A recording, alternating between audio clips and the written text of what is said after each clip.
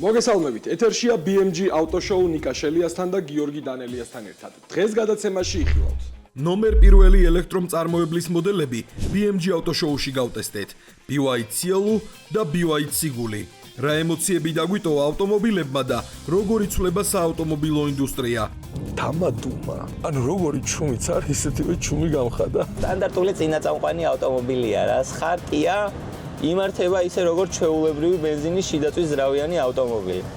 თემაზე BYD-ის იმპორტიორი კომპანია საქართველოში, Solar Auto Services ცენტრის ხელმძღვანელი ვეფხია ყურუა მოგვიყვება. ვიყავით პირველი კომპანია, რომელმაც სრულად წარმოადგინა BYD-ის სამოდელო ხაზი.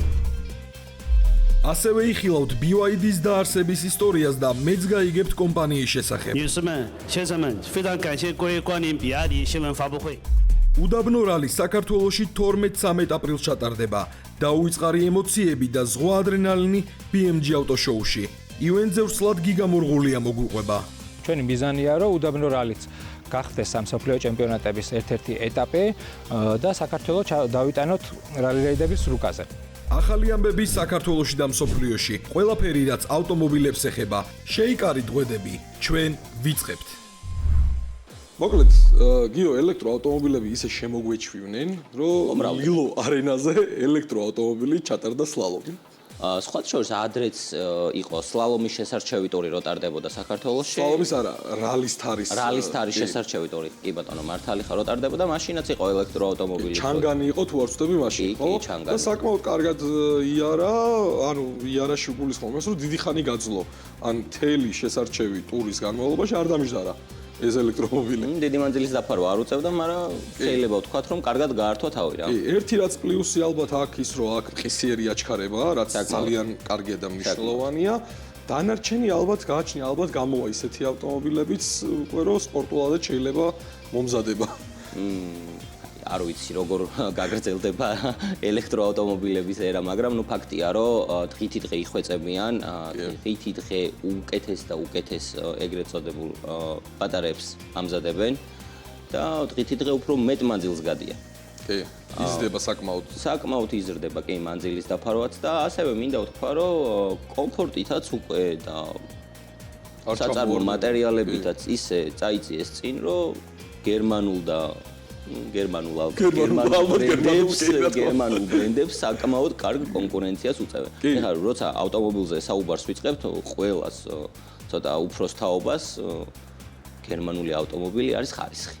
მაგრამ ფაქტია, რომ ჩინელებიც უკვე ისეთ სტადიაში არიან და იმდენად დაიხვეწნენ, რომ საკმაოდ ხარისხიან ავტომობილებს აწარმოებენ. აგერ ეხლა მაგალითად Ford-მა ეხლა Mustang-ს უშვებენ ახალს, რომელიც იქნება აღჭურვილი მექანიკური გადაცემათა კოლოფით. ოღონდ იქნება ელექტრო. ანუ ცოტა უცნაურია, იმიტომ რომ ეხლა ნახე როგორი ის არის რა. გადასართველი ექნება ჩვეულებრივი, მაგრამ მაინც სიმულაციაა რა. ეს ხო არ არის ხა რეალური სიჩქარის გადართვა და დილობენ რომ აი ავტომოყვარულების გული დაიპყრონ რა. ეხლა იმიტომ Ford Street-ი ვიცნობთ ჩვენ. პირველი როდესაც Ford Transit და Mustang-ი.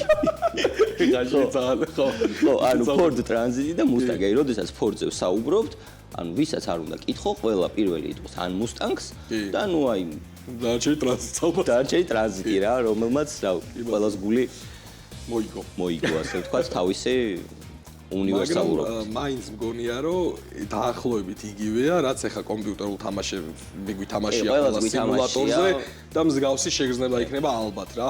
ეხლა მაგალითად რამდენიმე მეც ელექტროავტომობილი რო ვატარებ ჩინური რა, ხელში მქონდა როგორი შეგრძნება. იცი, როცა გადადიოდი უსწორმასწორო ზედაპირზე, ვიბრაციას გაძლევდა, აი ჯოისტიკს რო აქვს ვიბრაცია, ხო იცი? აი ეს არ არის რეალური შეგრძნება, მაგრამ მაქსიმალურად ცდილობენ რომ დაამსგავსონ ამ ყველაფერს რა. საინტერესოა როგორ დაიხვეწება. ძალიან საინტერესოა და ალბათ მალე ვნახავთ. მაგრამ ქალაქში ხო კომფორტულია? კი, ქალაქისთვის მართლა კარგი მანქანა. ქალაქისთვის კარგი არის. ქალაქგარეთაც უკვე კი, გახვალ, უკვე გადიან, რომ ჩვეულებრივად. ეხლა კიდე ერთი საინტერესო თემა, რაც გველოდება წინ ამ შაბათს არის Expo Georgia-ში გამოფენა ელექტროავტომობილების. ძალიან საინტერესო გამოფენა იმ კუთხით, რომ ყველა ელექტროავტომობილი იქნება, რაც საქართველოში იყიდება. სადაც ჩვენც ვიქნებით. სიუჟეტსაც მოვამზადებთ, განახებთ აუცილებლად და გავიცნობთ კიდე ახალ მოდელებს. ბევრი ისეთი მოდელი არის საქართველოში, რაც მე და გიორგი იმაც არ ვიცი, დარწმუნებული ვარ თქვენც არ იცით და ამ მოდელებსაც მაქსიმალურად ვესწრებით, რომ ყველა მოდელი გაგაცნოთ და განახოთ. კიდევ ერთი კარგი სიახლე რაც გველოდება, უდაბნოს რალი. უდაბნოს რალი ჩატარდება საქართველოში 12-13 აპრილს. ძალიან საინტერესო კონცეფციაა თვითონ. ჩვენ ამაზე სიუჟეტიც მოვამზადეთ, დღეს გადაცემაში მაგასაც იხილავთ. სიამოვნებით მივიღებდი მეც მონაწილეობას. ნუ ეხლა რეგისტრაცია უკვე დახურულია, მაგრამ კარგი გასართობი იქნება ნამდვილად. და ასევე ძალიან დიდი გეგმები აქვს, ანუ გეგმა მე რომ რაც არის მსოფლიო ჩემპიონატი ამ რალის ერთ-ერთი ეტაპი არის დაკარი, მით უმეტეს უნდათ რომ ჩაატარონ საქართველოში. ანუ საქართველოში რა საქართველო იყოს ერთ-ერთი ეტაპი, შემადგენელი ნაწილი ამ ყველაფრის და უნდა ჩაატარონ სულ 5 მსგავსი შეჯიბრი რომ ჩამოვიდნენ და მე უკვე ოფიციალურმა გუნდმა აქ ჩაატაროს საქართველოს აქვს მე მგონი შესაბამისი პირობები. კი, პირობები გვაქვს, ადგილიც ძალიან კარგი გვაქვს, რა თქმა უნდა, ნუ ამ სიუჟეტსაც მოვიხილავთ. კარგით, მოდი ახლა ნახოთ მიმდინარე საქართველოს და სოფლიოს სიახლეები და სულ ცოტა ხანში დაგიბრუნდებით ისე პირდაპირ ეთერში. 30 მარტს ლილო არენაზე გაიმართა შეჯიბრის საავტომობილო სლალომში, რომელიც ჩატარდა ელექტროავტომობილი Honshi EQM5-ით. ზემოთხსენებულმა ელექტრომობილებმა გამოცდა უპირობოდ კარგად ჩააბარეს და მიუხედავად იმისა, რომ რბოლაზე 105 მსურველი იყო რეგისტრირებული, შეჯიბრის ბოლოს ორივე მათგანის დამუხტვის მაჩვენებელი ჯერ კიდევ ენერგიის 50%-იან ნიშნულს ინარჩუნებდა. შეჯიბრში გამარჯვება არავის დაუთმეს რბოლის ფავორიტებმა და საბოლოოდ შედეგების შემდეგნაირად გადანაწილდა. ქალები: პირველი ადგილი მარიამ დავითიძე, მეორე ადგილი მერის ხირტლაძე, მესამე ადგილი ნათია ჭანტურია. კაცები: პირველი ადგილი მევლუდ მელაძე, მეორე ადგილი ნიკოლოზ ფიცხელაური, მესამე ადგილი დათა ქაჯაია. 5 აპრილი ექსპო ჯორჯია, მე-11 პავილიონი. პირველად საქართველოში ელექტრომობილების გამოფენა EV Exposition. ეს არის ელექტრომობილებისა და დამტენების ინდუსტრიის უახლესი მიღწევების გამოფენა, სადაც წარმოდგენილი იქნება ინოვაციური მოდელები და ტექნოლოგიები. გამოფენაზე დაგხვდებათ წამყვანი ბრენდების უახლესი მოდელები, ტესტ დრაივის შესაძლებლობა, დამტენების ინდუსტრიის სიახლეები, პროფესიონალებთან გასაუბრების შესაძლებლობა. დასწრება უფასოა. კვირას 6 აპრილს სტარტს აიღებს საქართველოს დრიფტის ჩემპიონატი. რუსთავის ავტოდრომზე ქვეყნის საუკეთესო დრიფტერები საქართველოს ჩემპიონობისთვის იბრძოლებენ. ტრანსლაცია ასევე BMG-ს პირდაპირ ეთერში მოხდება. შეჯიბრზე როგორც ქართველები, ასევე უცხოელები მიიღებენ მონაწილეობას. ბოლაზე ერთადერთი 15 წლის მანდილოსანი ევა ივანოვია ისრაელიდან, რომელიც პროკლასის მონაწილე მამაკაცებს შეეჯიბრება. პილოტისა და ავტომოტოტექნიკის გამოცდა დროისა და რელიეფის წინააღმდეგ 12-13 აპრილს უდაბნო რალი ჩატარდება. სრული სიუჟეტი BMG ავტოშოუში. საოცნებო რბოლა და საერთაშორისო გამოცდილება. 2025 წლის 31 მაისს 5 ჯორჯიან პეტროლჰედი საქართველოს სახელით პოლონეთის ყველაზე საკულტო რალი სპრინტის ეტაპზე გაემგზავრება. 3 მონაწილე პროლიგაში იბრძოლებს, 2 მონაწილე კი სემი პრო კლასში.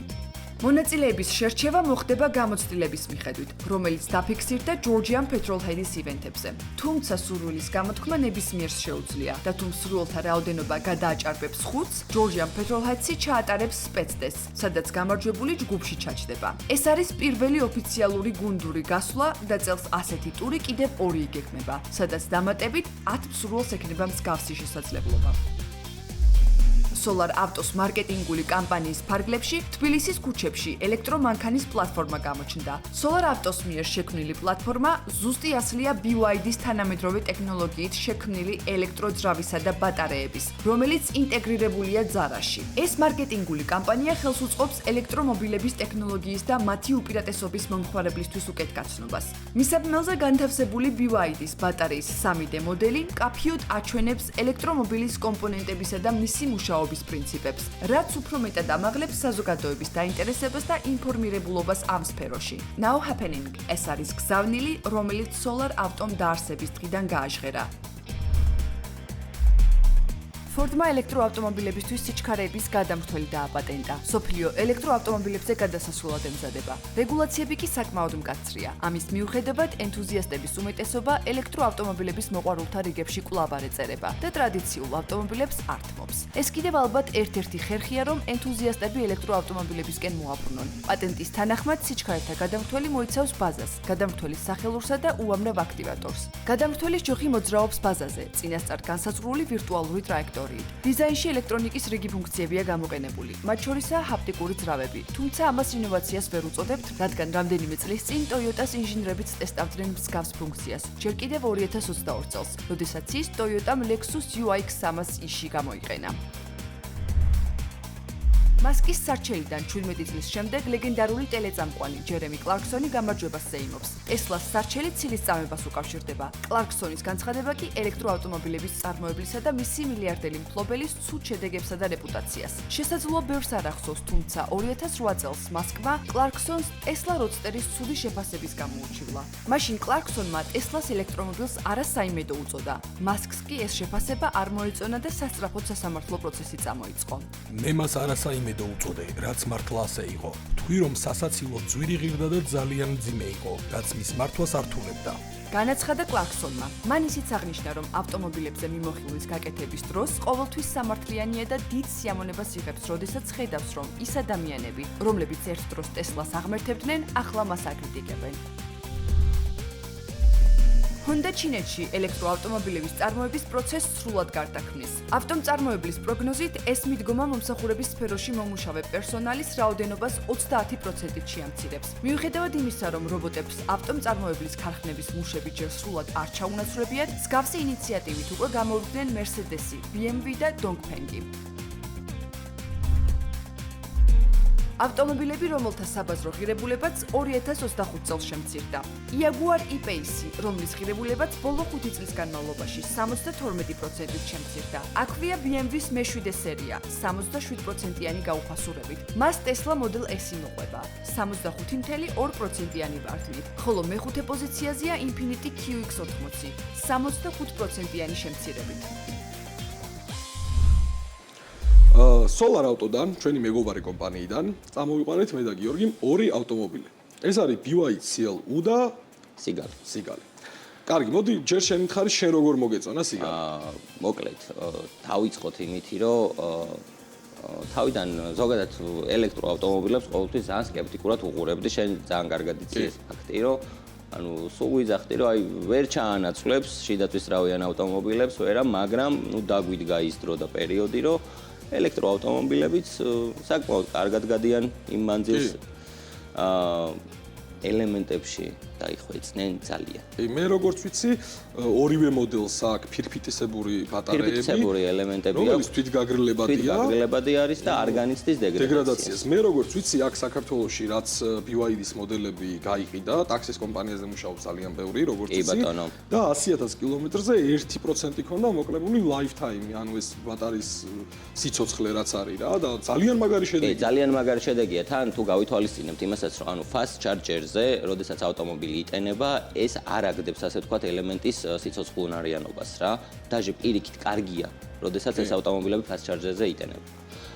fast charger-ებზე რაც შეგვიძლია ვთქვათ, რომ 20 წუთში იტენება სრულად. ანუ შეიძლება შეხვიდე. ჩემი გადიოდა 605-ს, მაგალითად, ჩემი რამდენს? ჩემსაც უწერია 400 კილომეტრი. მაგრამ ნუ ყველამ ვიცით, რომ ზამთარში დაახლოებით 50-60 კილომეტრი აკლდება ხოლმე, მაგრამ ზაფხულში დარწმუნებული ვარ იმაში, რომ იმ 400 კილომეტრს გაივლის. იმიტომ რომ როდესაც ჩვენ წამოვიყვანეთ, იდეალურ პირობებში გაივლის იმ 400 კილომეტრს. ჩვენ რო წამოვიყვანეთ, იყო 96%-ზე, საკმაოდ დიდი მანძილი დავფარეთ და რო დავაბრუნეთ, იყო 80%-ზე. თან ცოტა აგრესიულად მართეთ ასე ვთქვათ ეს ავტომობილი და ნახეთ ყველაფერი რა შეუძლია. საკმაოდ კარგად დგას.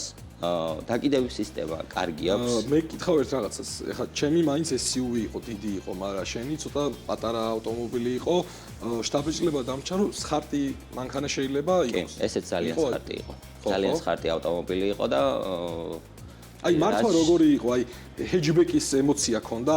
თუ არა? აი ბენზინის ძრავიანს რო შევადაროთ რა. აი თუნდაც Fiesta-ს რო შევადაროთ, თუნდაც შეგრძნება აქვს, ცოტა განსხვავებული შეგრძნება აქვს ელექტროავტომობილს, მაგრამ აი თუ მიეჩვევი დარწმუნებული ვარ რომ მოგეწონება. მოკლედ მანქანებიც რო ვანახოთ მაყურებლებს, ეს იყო რაც გიორგიმ გადაიღო, ეს არის რაც მე გადავიღე. მომეწონა. აი მანქანა. ყოველდღიურად ვიზუალი მომწონს ძალიან, იმიტომ რომ მინი Lamborghini-ს ეძახიან ევროპაში. აი მართლა დახვეწილი ავტომობილია, ინტერიერშიც, ანუ არაფერმა არ გამაყიზიანა. მე სხვა შორის ცოტა Smart-ის ინტერიერს მივამსგავს თითქოს. ანუ ის ინტერიერი შეიძლება რაღაცით გავუშვას, მაგრამ აი ყველაზე მეტად რაც მომწონს არის რომ ანუ ინდივიდუალიზმი არსებობს მის ინტერიერში რა.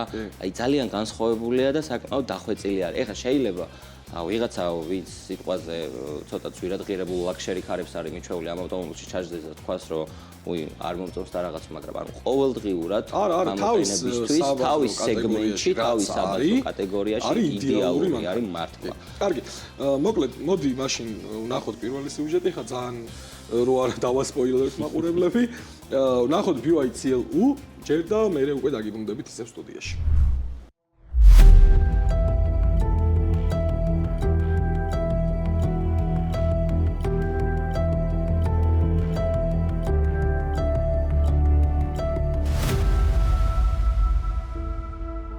BYD ბრენდი, რომელმაც Tesla-ს გაყიდვებში გაასწრო. დღეს ჩვენ წარმოუდგენელი გვყავს BYD-CL-U, რომლის ვიზუალური მხარე ძალიან მოგვაგონებს Lamborghini Urus. ერთი შეხედვით საკმაოდ მიმზიდველი ავტომობილია. მომეწონა აი ეს ჭრილი, რომელიც აგრესიულ ვიზუალს აძლევს ავტომობილს. ნუ ეს აჰაეროები, რა თქმა უნდა, უფუნქციოა, მაგრამ მიმზიდველია. ძალიან ლამაზია ეს პატარა ჭრილები, რომელიც შიგნით ფარში გვხვდება, ცხენებს მოგვაგონებს, აქ პატარა წარწერაც გვხვდება BYD ტეჩი. უკანა მხარეთ საკმაოდ მიმზიდველია, კი, რაღაცით მოგვაგონებს Urus, მაგრამ თავისი დამახასიათებელი სტილიც უჭირავს. მოდი საბარგულსაც ჩავხედოთ. ძალიან დიდი სივრცეა. როგორც ვიცი, გადადის უკანა სავარძლებით, შეგვიძლია სრული ფართია ავითვისოთ უკანა და მაქსიმალურად დავტვირთოთ, ასე ვთქვათ, ავტომობილი. სადმე თუ გადავწყვიტეთ, რომ კემპინგზე წავიდეთ, საკმაოდ დიდი ფართია იმისთვის, რომ ორმა ადამიანმა დაიძინოს ავტომობილში. ასევე რაც გასათვალისწინებელი არის, რომ უმეტეს ავტომობილს არ აქვს უკანა სავარძლის გადაწევის ფუნქცია, რაც BYD-ში გვხვდება. და ძალიან საინტერესოა. რამდენიმე პოზიცია აქვს. შეგვიძლია გადავწიოთ, ესე გავაჩეროთ. თუ გვინდა ესე დავუშვდეთ, ოდნავ უკან, კიდევ ოდნავ უკან, შეგვიძლია სულ გავწიოთ და კომფორტულად დავუშვდეთ. ძალიან მომწონს ამ ავტომობილის სავარძლები. სპორტული ხასიათის სავარძლები აქვს, ზოგადად ძალიან არ მიყვარს ხოლმე თეთრი სალონი, მაგრამ ძალიან უხდება აი ეს მოლურჯო ფერი, ასევე აი ეს ყვითელი კანტები. ასევე არ შემიძლია არ აღნიშნო ღილაკები, ფუნქციური ღილაკები, რომელიც მაგალითად არ გვხვდება Tesla-ში. და ახალი რეგულაციების თანახმად უკვე ითხოვენ, რომ ელექტროავტომობილებში და ამიტომ ფუნქციური ღილაკები, იმიტომ რომ ახალი უსაფრთხოების სტანდარტია. მონიტორი როგორც ჰორიზონტალურად, ასევე ვერტიკალურად ერთი თითის დაჭერით შეგიძლიათ მოირგოთ თქვენს გემოზე. თანამედროვე ავტომობილებში ყველასთვის გამაღიზიანებელია უხარისხო ინტერიერი. და ხმაური, რაც ინტერიერს ახლავს თან სიარულის დროს, მაგრამ ამ ავტომობილში არაფერი არ ხმაურობს. ანუ ხარისხიანად არის ნაკეთები ყველაფერი.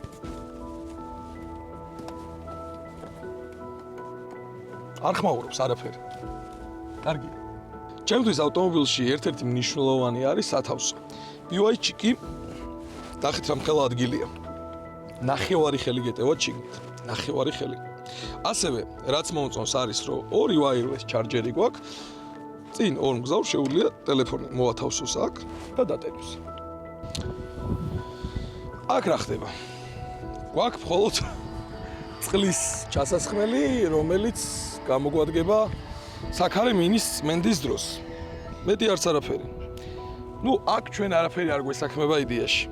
ახალ ავტომობილს როცა ვყიდულობთ, 3 წლიანი სერვისი მოყვება და ზედმეტი ჩვენი ჩახედვა არ არის საჭირო.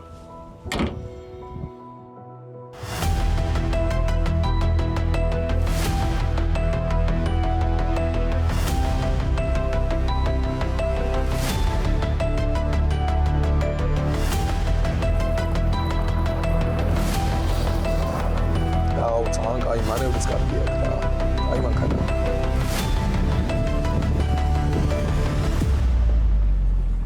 საკმაოდ კარგად ართმევს თავს. ძალიან რბილი სამართავია ესეთ გზაზეც.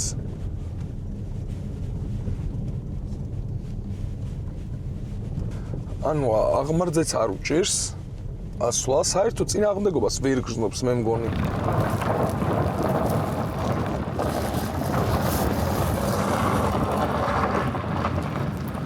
ემოციები მოაქვს.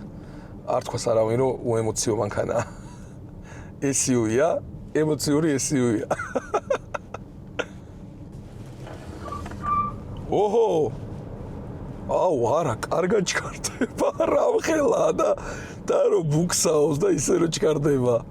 მე რომელსაც ძალიან მიყვარს საწოლზე მომუშავე ავტომობილები, არ ხედვა ცოტა არ იყო შემიცვალა რა. ბრაგუნა არ არის, რასაც მოდი პირდაპირ ვიტყვი რომ არ მოველოდი ამ ავტომობილისგან. ძალიან კომფორტულად დადის, რბილი საჭე აქვს. კარგი სამართავია. სავარძლებზე უნდა აღვნიშნო რომ კომფორტულია. კარგი ჯდომის პოზიცია აქვს. ანუ მართვისას სიამოვნებას განიჭებს. ეს ნამდვილად აქვს. ამას ვერ დაუკარგავთ. ეხლა ვზივარ SUV-ზე, რომელსაც არ აქვს ხმა, მაგრამ SUV-ის ხმა მაინც არ უნდა კონდეს. ანუ SUV არის ის ავტომობილი, რომლითაც წახვალ ქალაქგარეთ, ოჯახს ატარებ, სამსახურში წახვალ, მოხვალ, საკმაოდ კომპაქტურია, კარგი საბარგულით, საკმაოდ ტევადი. ანუ ისედაც ხო ესეთ ავტომობილს ყიდულობთ, მაგრამ ყიდულობ BYD-ის SUV-ის, რომელსაც 3 წლიანი გარანტია აქვს და 3 წელი ფეხი ფეხზე გაქვს შემოდებული. ეს 3 წლიანი გარანტია, ნუ შეგაშინებთ ესე რა, იმიტომ რომ 3 წელი კი არა, ეს მანქანები ძლებს, რა ვიცი, საკმაოდ დიდი ხანი. ეხლა აქ ჩვენთან ტაქსის კომპანიებს ყავთ და 300 და 400.000-ია გარბენი ამ მანქანებს BYD-ის ბრენდზე მაქვს საუბარი. და დადიან, ანუ ბატარეის ხანგრძლივობა რაც აქვს, ანუ ლაიფი, ქონდა 2%-ით მოკლებული. 2%, ანუ 200.000 რო გავლილი და 2% რო გაკლდება, ანუ მილიონს ხო ყველა ვარიანტში გაგატარებს. ნუ კი, გასაგებია მესმის, რომ შეიძლება ვიღაცისთვის უფრო რთული კონსტრუქცია, ვიღაცისთვის რაღაცა ის არის, რა ქვია, ფიქრობს ისე, რომ შეიძლება რო გაფუჭდეს რამე შველება. არის სერვისიც გვაქვს უკვე ელექტრომობილების. ნუ ეკოლოგიას კაი თავი დავანებოთ, რომ ხმა არა აქვს, გარემოზე ვზრუნავთ რაღაცა. აი თუნდაც საწვავის ხარჯი, რამდენად გიმცირებს ხარჯს. იმას არ ვიძახი, რომ ეხლა გავიქცევი და ხვალვე ვიყიდი, მაგრამ შორეულ პერსპექტივაში როცა ვფიქრობდი, რომ არასდროს არ მეყოლებოდა, არა. ეხლა ვფიქრობ, რომ შეიძლება მყავდეს. და დარწმუნებული ვარ, 1-2 წელიწადში შეიძლება ვიყიდო კიდევაც. ვიყიდო არა, ვიყიდი. ძიმე მანქანა არის, ვაღიაროთ, მაგრამ იმართება საკმაოდ მსუბუქად. მომწონს ისიც, რომ უსაფრთხოებაზე ყურადღება გამახვილებული აქვს. ეს თუნდაც კამერები, ხედვა 360 გრადუსიანი, ხედველობის არეალიც კი კარგი აქვს. ანუ კარგად ჩანს ყველაფერი, სარკეები იდეალური ზომის არის, წინ კარგად ხედავთ ყველაფერს, ანუ ჯდომის პოზიციაც ისეთი აქვს, რომ აი ჩემთვის მაგალითად შეიძლება ვიღაცა სასაცილოდ მოეჩვენოს, მაგრამ ძალიან სიამოვნებს, როცა უყურებ მანქანის ცხვირს. საჭესთან რო ვზივარ. ბევრ მანქანაში არ ჩანს. აქ კარგად ხედავთ ავტომობილის ცხვირსაც. ესეც ჩემთვის პირადად ძალიან დიდი პლუსია. ეხლა მაგალითად აღმაშენებლის ხეივანზე გადავადგილდებით და გვიწერს, რომ 80 კმ/სთ არის დასაშვები. ესეც კარგია. აი მოლოდინი იყო, რომ ჩავჯდები ეს რაღაცა ბრაგუნა მანქანა იქნება, რაღაცა ყველა იმას კენჭს რო იგრძნობ, მაგრამ არა. ანუ ყველაფერი რაც უნდა კონდეს კომფორტულ ავტომობილს, ყველაფერი აქვს. მე რომელსაც ძალიან მიყვარს გამონაბოლქვის სუნი, ბენზინის სუნი, აი და ხმები მანქანის უცებ აღმოჩნდი რაღაც სიწყნარეში, სიჩუმეში. პირველი შეგრძნება რაც იყო, ჩემთვის განვიცადეს სრული შოკი. დამადუმა. ანუ როგორი ჩუმიც არის, ისეთივე ჩუმი გამხადა. ტეზდრაივის მთელი მუღამი არის ის, რომ ილაპარაკო მინუსებზე ავტომობილის და პლუსებზე. ეხლა დებილი თუ ზივარ და ვფიქრობ, რა მინუსი შეიძლება მოუძებნო ამ მანქანას. აი ვიღაცას რო კითხო შეიძლება მინუსად ის თქვას რომ ელექტრო მანქანაა. მეც ესე ვფიქრობდი, რომ ელექტრო მანქანის მთავარი მინუსი ის იყო რომ იყო ელექტრო. მაგრამ დღეს ეს აზრი შემეცვალა.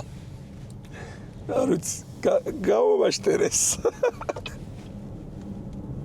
არ მეგონა რომ ოდესმე ელექტროავტომობილი მომეწონებოდა. ეხლა მგონია რომ დავბერდი.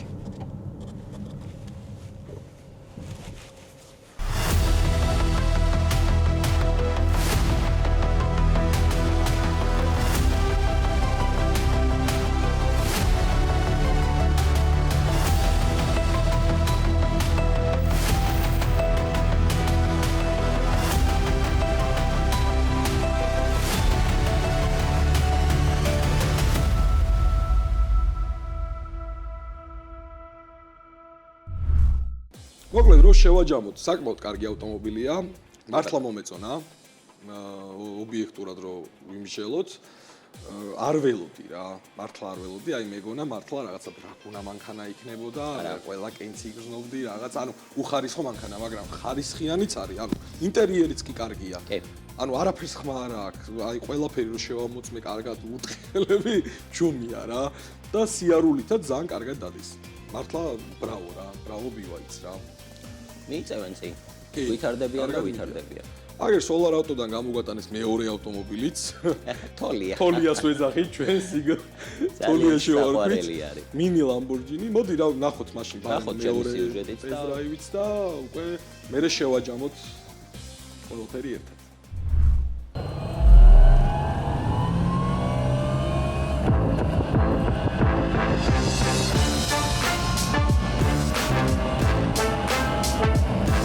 BYD სიგული მაქსიმალური კომპლექტაციაში საკმაოდ კარგი ავტომობილი არის, მინდა ვთქვა, ვერ ვიტყვი ინტერიერში რომ რაღაც განსაკუთრებული ნახე, არაფერი განსაკუთრებული არ აქვს, ყველაფერი არის მინიმალისტურად მოწყობილი, ყველაფერი არის მოსახერხებელ ადგილას. ეს ავტომობილი არ არის იმისთვის, რომ კომფორტული იყოს და რაღაც განსაკუთრებული მატერიებისგან იყოს მისი ინტერიერი მოწყობილი. ეს არის ყოველდღიური მუშა ავტომობილი, რომელსაც შეუძლია დღის განმავლობაში გაიაროს 405 კილომეტრი ერთი დამუხტვით და მოგემსახუროთ როგორც ასე ვთქვათ, პირადი საქმეებისთვის, ასევე კომპანიის ავტომობილადაც გამოსადეგი იქნება, იმიტომ რომ ძალიან დიდი საბარგული აქვს, სავარძლებიც უკან გადადის და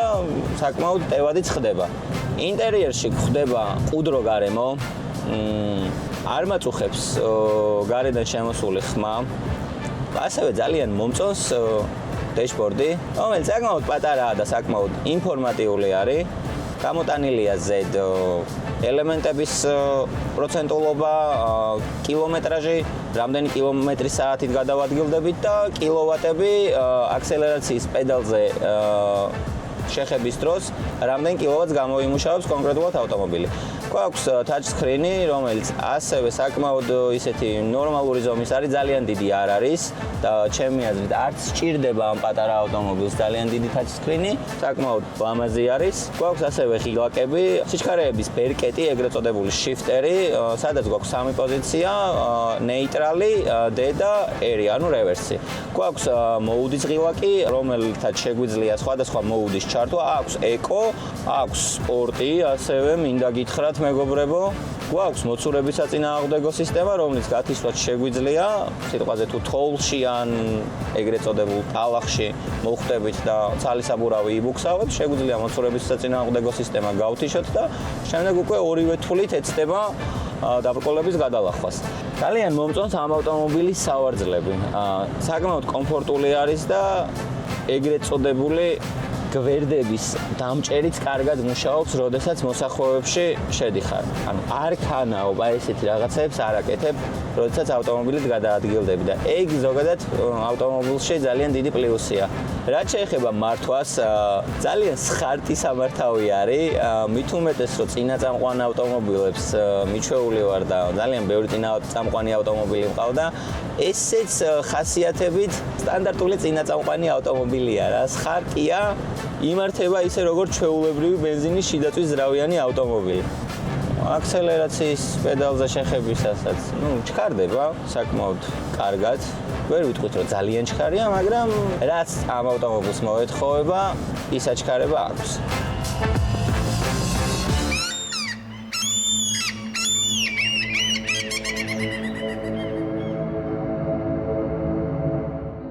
დადგა ის დრო, როდესაც პირველად ვიღებ ელექტროავტომობილს. წინა გადაცემაში გადავიღე ელექტროსათამაშო ავტომობილი, მანქანა ეგრეთ წოდებული, რომელიც საკმაოდ კარგი გასართობი იყო და დღეს უკვე დროა, რომ ნამდვილი ელექტროავტომობილი გადავიღოთ. ეს არის BYD სიგალი, თოლიას არ გავს, მინდა გითხრათ. მიუხედავად იმისა, რომ თოლია არის მისი სახელი, მაგრამ გავს Lamborghini-ს. და იცით რა აკავშირებს ამ ავტომობილს Lamborghini-თან? ამ ავტომობილის და Lamborghini-ს დიზაინერი ერთი და იგივე პიროვნებაა. ვიზუალურად წინიდან რო უყურებს, საკმაოდ სიმპათიური არის. ბიჭია თუ გოგოა ჯერ ვერ გავიგე, მაგრამ მომწონს. დისკები ნორმალური არის ელექტროავტომობილისთვის, მოდი ესე ვთქვათ. აი ეს შავი დამატებაც, კანტიც დიზაინში კარგად ჩდება და მომწონს.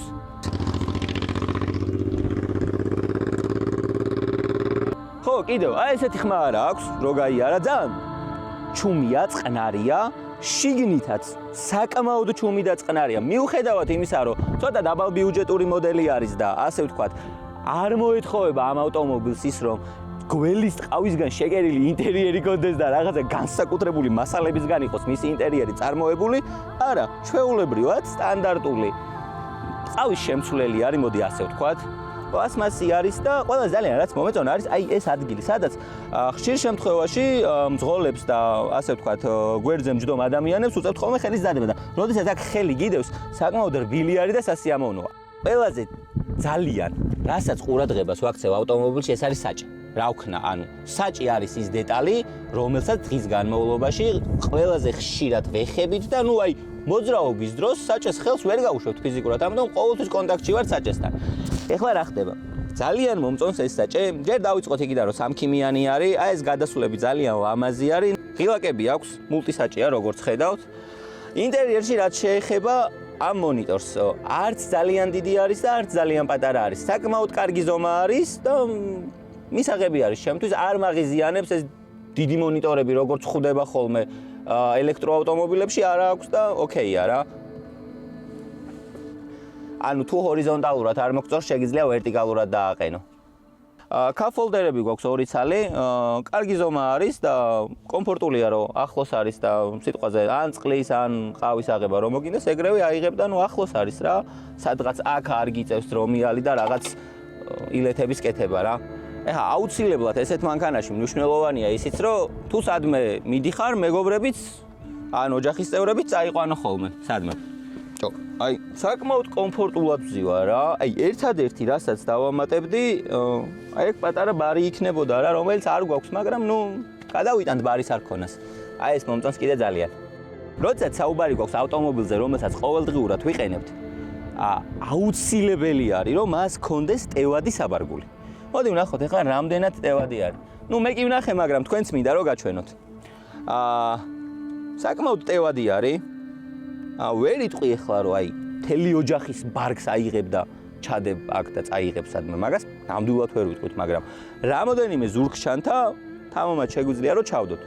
მაგრამ თუ უკან გზავრები არ გვიზის და რაღაცის გადატანა გვინდა, აი ესე იკეცება და საკმაოდ დიდი სივრცე არის იმისთვის რომ რაღაც ჩვენი პატარა მოთხოვნილებები დააკმაყოფილოს რა. სიტყვაზე რაღაცის გადატანა გვინდა, რაღაც დიდი ჩანთა გვაქვს წასაღები, ან ჩვენი არაელექტროძრავიანი ავტომობილის ნაწილები გვაქვს სათრევი, როგორც ეს ავტომოყვარულებს ჩვევიათ. იდეალურია. ყველა ავტომობილს მოყვება თავისი დამტენი. მოდი ახლა ვისაუბროთ ამ ავტომობილის ტექნიკურ მახასიათებლებზე. ალბათ ყველას გაგიჩნდებათ კითხვა, სრულიად დამუხტული რამდენ კილომეტრს გადის ეს ავტომობილი. ეს ავტომობილი სრულიად დამუხტული გადის 405 კილომეტრს. იდეალურ მდგომარეობაში და იდეალურ პირობებში. ანუ სიცივეში ყველას მოგვეხსენება, რომ ელექტროავტომობილებს ქარხნის მიერ საბუთში, პასპორტში, რა ვიცი, Google-ში სადაც გიდათ, რომ უწერია ხოლმე, რომ აი სიტყვაზე გადის 405 კილომეტრს, ზამთრის პირობებში ზოგადად ეს კილომეტრაჟი ცოტათი მცირდება ხოლმე. დაახლოებით 50-60 კილომეტრით მცირდება ხოლმე, ამიტომ უნდა გაითვალისწინოთ ეს. ასევე BYD-ს აქვს ძალიან მაგარი ელემენტები და როგორი რაღაცაა, იცით, აი წარმოიდგინეთ ელემენტები, ავტომობილის ელემენტები რო ხშირად იტენება, ეს ელემენტი გამოდის ხოლმე წყობრიდან, აი ცოტა ისე გლეხურად რო ავხსნა რა. ეს ელემენტები გამოდის ხოლმე წყობრიდან, ამ ავტომობილის ელემენტები არ განიცდის დეგრადაციას, ასე ვთქვათ, არ ფუჭდება და მეტიც აუცილებელია ხოლმე, რომ მისი ელემენტი თვეში 2-ჯერ, 3-ჯერ მაინც fast charger-ზე დაიტენოს. ეს ძალიან დიდი პლუსია, როდესაც ელექტროავტომობილი ყავს და დარწმუნებული ხარ იმაში, რომ მას კარგი ელემენტები აქვს, იმიტომ რომ ელექტროავტომობილში ზოგადად არის ორი მნიშვნელოვანი რამ. ეს არის ელექტროძრავი და ელემენტი, რომელმაც უნდა იმუშაოს რაც შეიძლება დიდხანს. ამ ავტომობილს შეუძლია თავისი ქარხნული ელემენტებით, რაც ქარხნიდან მოყვება, დაახლოებით ალბათ 2-3 მილიონი კილომეტრის გავლა. მე მგონი კაი შედეგი არის და ჩინელებს ნამდვილად გამოუვიდათ კარგი ავტომობილი.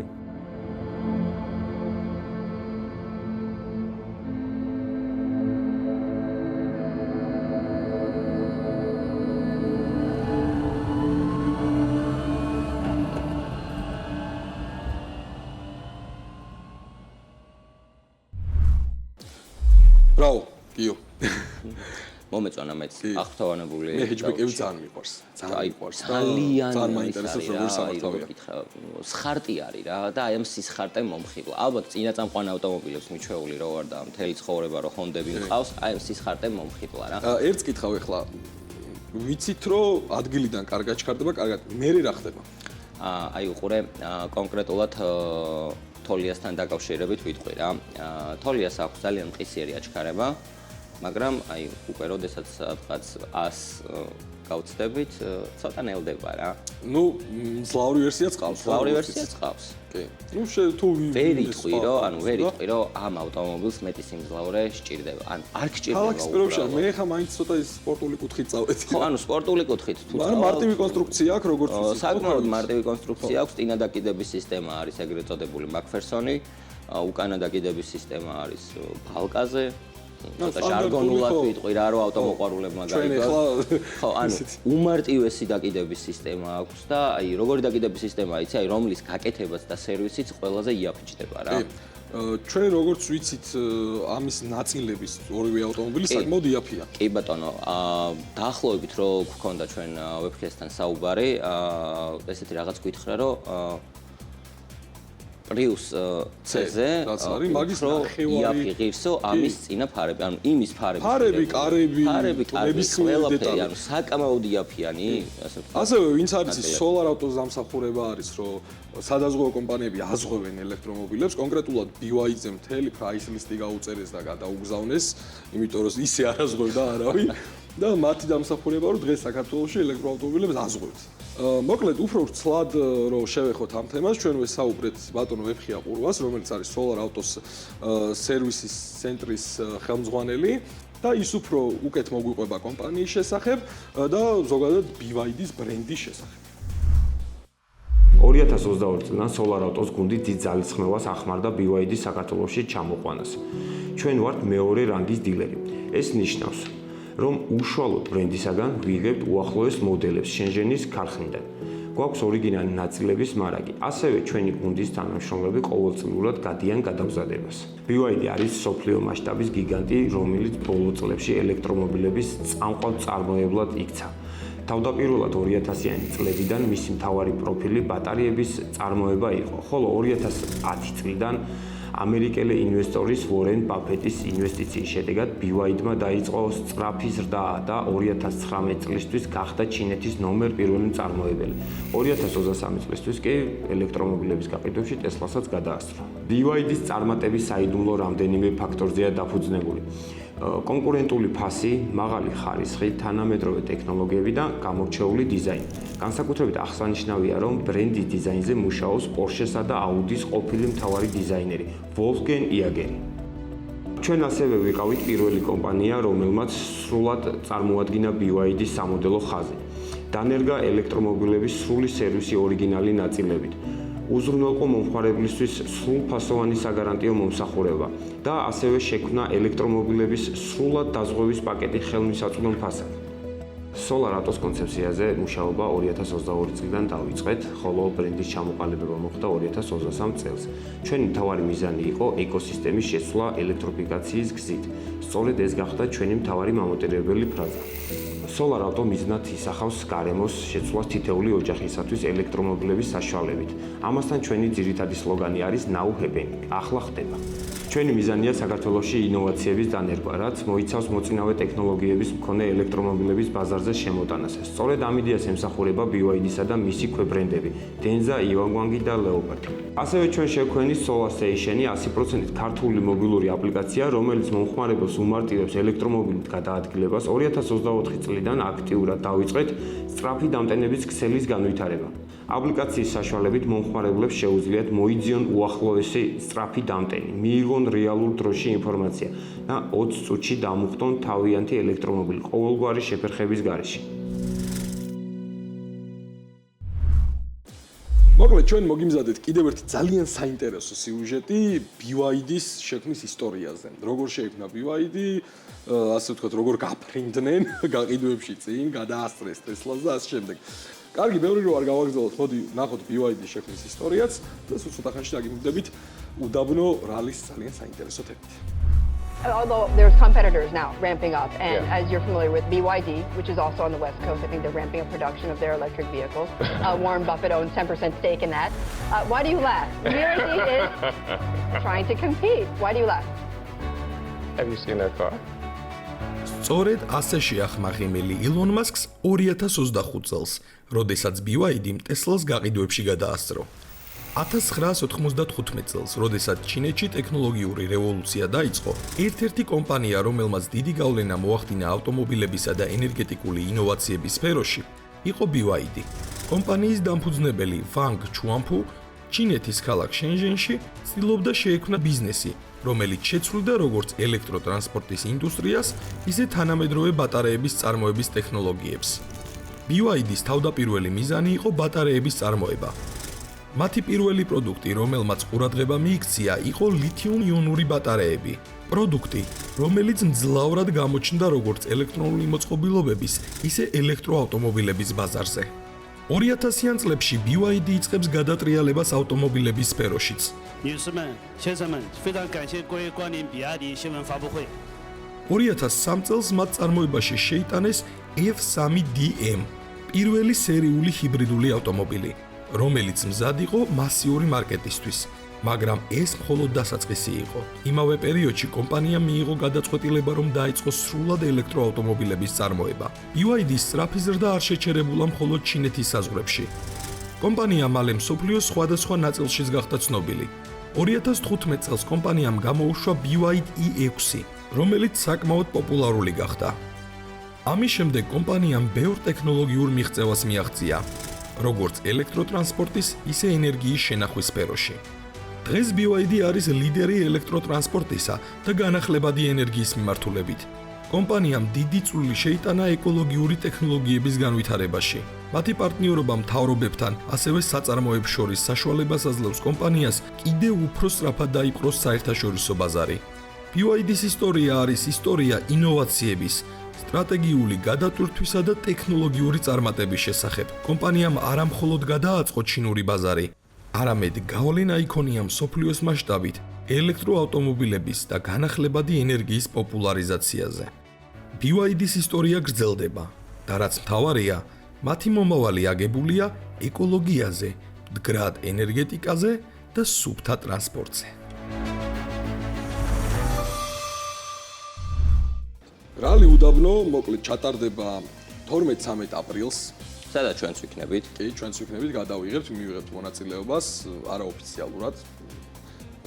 კულტურად არა, უბრალოდ გადავიღებ და ჩვენც გავერთობით, შევეცდებით გავერთოთ. ძალიან მინდოდა მონაწილეობა, მაგრამ დაგვაგვიანდა. დაგვაგვიანდა და თან არც ყავს შესაბამისად გამზადებული ავტომობილი. ანუ როგორც ვიცი, მე რო ველაპარაკე, გიგას მითხრა ესეთ რაღაცა, რომ ჯიპებითაც გამოდიან, ბაგებით, მოტოციკლეტებით, მაგრამ თვითონ მე რაც მითხრა, ბაგი არის ყველაზე უნივერსალური საშუალება. იმიტომ რომ ყავს უკვე აწყობილი, ასე ვთქვათ, ბაგი, რომელსაც არანაირი გადაკეთება, მომზადება შესაბამისი არ ჭირდება, წახვალ, კარგადაც გაერთობი, კარგადაც დაისვენებ და დიდ ზღვა ემოციასაც მიიღებ, მოკლედ. თან საკმაოდ ისეთი საინტერესო შეჯიბრი არის და საინტერესო კონცეფცია. ეხლა ეს როგორც ვიცი არის 250 კილომეტრიანი, ორდღიანი არის და ოქტომბერში აპირებენ ჩატარონ 1200 კილომეტრიანი. აი ის უკვე იქ უნდა მივიღოთ მე და შენ მონაწილეობა, იქ უნდა გავიდეთ. კი, 1200 კილომეტრის დაფარვა ძალიან მაგარი იქნება. გეგმებიც აქვს, რომ აი მაგალითად დავიწყოთო ბათუმიდან და რაღაც ბაქოში ჩავიდეთო. ესე ძალიან საინტერესო ტური იქნება. ჯერ ხო მთელი ემოციები ამ გზის, სიარულის, იქ სპეცმონაკვეთები არის გასავლელი და მით უმეტეს ამ ხელა გზას რო გადიხარ, ძალიან მაგარი მოგზაურობა არის რა. ისეთ ადგილებს ნახულობ, სადაც ჩვეულებრივად ესე ყოველდღე ვერ მოხვდები. ვერ მოხვდები, შეიძლება არც მოხვდე მთელი ცხოვრების განმავლობაში ისეთი ადგილები არის. და ძალიან საინტერესო შეჯიბრია თვითონ რა. კარგი, მოკლედ ეხლა მიმოვიხილოთ ჩვენ რალი უდაბნოს სიუჟეტი, სადაც უფრო მეტი მოგვიყვა გიგა მორღულიამ, რალი უდაბნოს დამფუძნებელმა და მოусმინოთ მას და ჩვენ შევხვდებით უკვე 12-13 აპრილს იქ ადგილზე. ზოგადად ბუნება და ავტომობილები ბავშვობიდან მიყვარდა. მამა ჩემიდან მაქვს ეს სიყვარული გადმოცემული. თვითონაც ავტომობილელი იყო საბჭოთა კავშირის დროს და მანქანასთან შეხება მქონდა, მოგზაურობას მიყვარს და ოფროუდის კლუბის წევრი ვიყავი 2005 წლიდან. მონაწილეობდი თითქმის ყველა ოფროუდის შეჯიბრებაში და ამით ვიყავი გატაცებული ბავშვობიდან. 2019 წელს მე და ჩემ ადამ ვერა მურღულიამ ჩავატარეთ სათავგადასავლო რალი საქართველოს.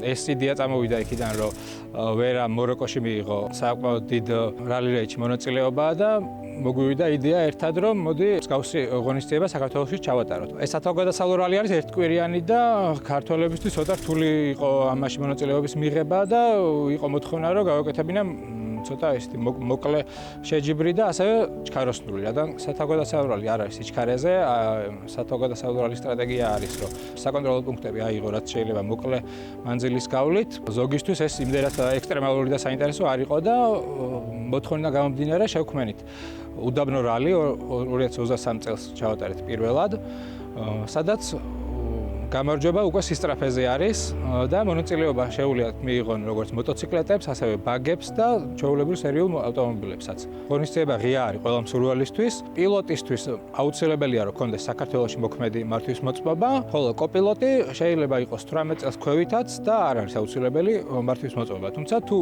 კოპილოტსაც აქვს მართვის მოწმობა, შეუძლიათ რომ მათ ერთმანეთს ჩაანაცვლონ. უდაბნო რალის დასაფარის სრული მანძილი არის 250 კილომეტრი, რომელიც იწყება თბილისიდან და საქართველოს სამხრეთ-აღმოსავლეთ მიმართულებით, კერძოდ გარეჯის უდაბნოს გარშემო არის ჩვენი სარბოლო მონაკვეთები მოწყობილი. არის მეშებები მხოლოდ სპეცმონაკვეთის საწყისზე და ფინიშზე. ნავიგაცია ხორციელდება მხოლოდ საგზაო როუდბუქით, საგზაო წიგნით.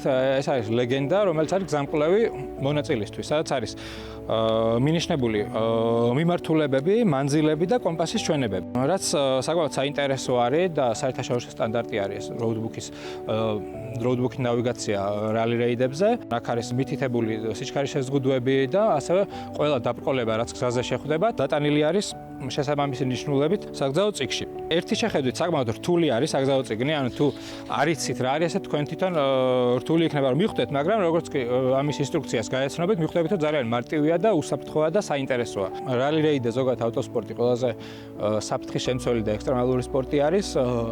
უსაფრთხოების ზომების დაცვა საკმაოდ რთულია და მაქსიმალურად ვცდილობთ, რომ რესურსებიც გვაქვს, ეს გამოვიყენოთ, რომ ჩვენი ღონისძიება იყოს უსაფრთხო როგორც მონაწილეებისთვის, ასევე ორგანიზატორებისთვის. პირველ რიგში როუდბუქი არის პირველი უსაფრთხოების გზამკვლევის, რადგან იქ ყველა საფრთხე დროების, სიჩქარის შეზღუდვები და წესები არის თავმოყრილი და ჩვენ დეტალურად გვაქვს შესწავლილი ის გზა, სადაც მონაწილეები გაივლიან, ყველა საფრთხე და დაბრკოლება ჩვენ ვიცით და როგორც roadbook-ში ამას დავიტანთ, ასევე წინასასწრაფო ბრიფინგზე ვაფრთხილებთ მონაწილეებს, რომ რა საფრთხეების უნდა იყვნენ მზად.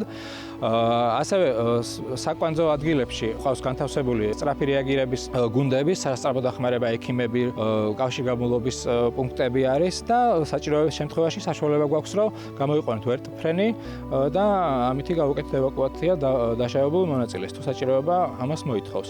გარდა ამისა, ვახორციელებთ live GPS tracking-ს, რომელსაც ჩვენ ვმონტაჟებთ მონაწილეებს და პირდაპირ რეჟიმში უყურებთ მონაწილეების სად არიან, მოძრაობენ თუ არა და ასევე მათ მოწყობილობაზე აქვს ცოსის ღილაკი, რომ თუ რაღაც პრობლემა ექნებათ, ამ ცოსის ღილაკს დააჭერენ და ჩვენ ყველა ორგანიზატორი გავიგებთ, რომ რაღაც პრობლემაა და სწრაფად მოვახდენთ რეაგირებას.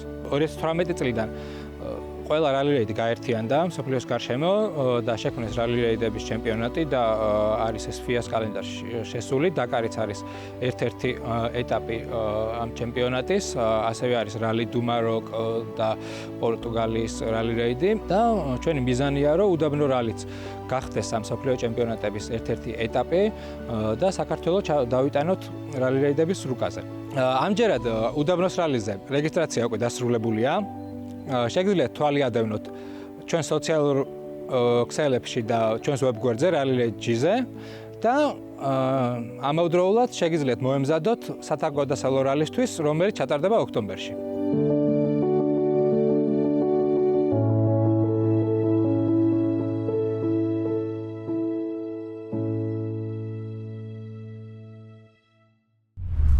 კიდევ ერთი ძალიან დიდი თემა, რაც გველოდება ამ კვირას. დანო საქართველოს ჩემპიონატი დრიფტში. ძალიან მაგარი სხვა ადრენალინი გველოდება. ჩვენს პირდაპირ ეთერშიც გადმოიცემა BMG-ზე ეს ლაივი, საიდანაც შემოგერთებით მე და დანოც უკვე რუსთავის საერთაშორისო ავტოდრომიდან. ჩემპიონატი, რომელიც მთელს საქართველოს უყვარს. კი, უყვარს საინტერესო. რაღაცნაირი დრეკილება გვაქვს ამ დრიფტში. კი, არც ერთ შეჯიბრზე მე ამდენი ხალხი იქ არ მინახე, მაყურებელს გულისხმობ, რომ ძალიან დიდი რაოდენობით მაყურებელი დადის ხოლმე. კიდევ ყველაზე ძალიან ის მომწონს ნიკა, რომ ანუ მრბოლელებს ყავთ თავიანთი გულშემატკივრები და გულშემატკივრები გუნდი მოდიან ხოლმე. ძალიან მაგარი ატმოსფერო არის რა ეს ყველაფერი ერთად. და სხვათა შორის 15 წლის გოგოც გამოდის. კი ბატონო, ეს ძალიან საინტერესო. ისრაელიდან არის ეს ხალბატონი და რას იზამს მე ძალიან მაინტერესებს. ასევე ძალიან ბევრი უცხოელი ჩამოვიდა, როგორც ვიცი და ძალიან კონკურენტუნარიანი გარემო გველოდება. იხვეწებიან ყოველ წელს ბიჭები ავტომობილების კუთხითაც, თვითონ ართვის კუთხითაც და აგერ ახლა ვითარდება ეს სპორტი. ევროპის ჩემპიონატზე გადის ირაკლი შალიკაშვილი, რომელსაც გულშემატკივრობ და წარმატებებს უსურვებთ. ესპანეთში არის ხო თუ არ ვიცი? ესპანეთში არის ესპანეთის ჩემპიონატს დადის და პირველ ეტაპზე სამწუხაროდ ირაკლის ძრავზე შეექმნა პრობლემა, მაგრამ იმედი მაქვს, რომ მეორე ეტაპისთვის გამოასწორებენ და შეუტევს ბოლომდე და ჩვენს ქვეყანას ასახელებს. თამდევი პროცედურა, ასე ვთქვათ, ავტომობილის გამარჯვება. ისეთი სპორტია, რომ აი ყველაზე მეტად ასე ვთქვათ ავტომობილის ძრავს, აკიდებს ყველაფერს ერთიანად ფუჭდება. არა მარტო ავტოსპორტი ზოგადად მსგავსია. ნუ დღეისათვის ალბათ სულ ეს იყო. ჩვენ კვირას შევხვდებით უკვე რუსთავის საერთაშორისო ავტოდრომზე და გაჩვენებთ რა ხდება საქართველოს დრიფტის ჩემპიონატის შიდა სამზარეულოში. მომავალ შეხვედრამდე.